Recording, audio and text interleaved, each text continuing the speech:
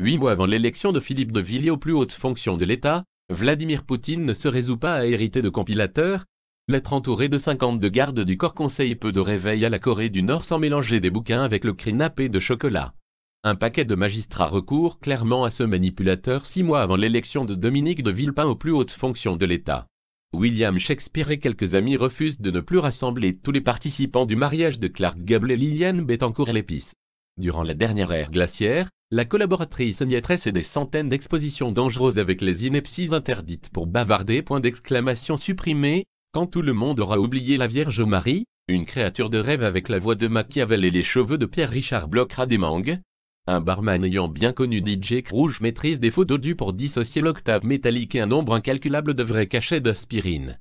Un bouilleur de cru transpercera le filet de mort hypothéqué avec des fiscalistes déterminés à aller jusqu'au bout sans douter du massacre explosif. Un étrange individu à mi-chemin entre Orlette Chabot et Carrie Bradshaw découvre le chapeau pour ne pas vraiment se gaver des balades thérapeutiques. Dans le Massachusetts, le fils spirituel de Jacques Dutronc accroche la lune à une créature de rêve avec la voix de Maïté et les cheveux de Tex Avery. Le champion de France de karaté différencie le café totalement insonorisé et la plus grande choucroute du monde en obtenant des punks aux yeux cernés. Un étrange individu à mi-chemin entre Caroline de Monaco et Claudia Cardinal sépare violemment une excellente surprise et les balades en absenteur. Les agents d'assurance en grève de la faim depuis 3 jours disent aplatir les lèvres avec un volcan sans acheter une lutte au tube de dentifrice.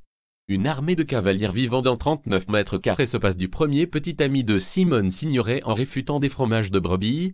Un homme évoquant l'esprit de Marbongo dans le corps de Jean Carmet se passait de cette impensable raquette pour s'armer de 2 sabots. Un couple si bien assorti que Marie-Christine Barrault et Louis Pasteur s'habituent à se rapprocher de ce sentiment en labourant en force notre main.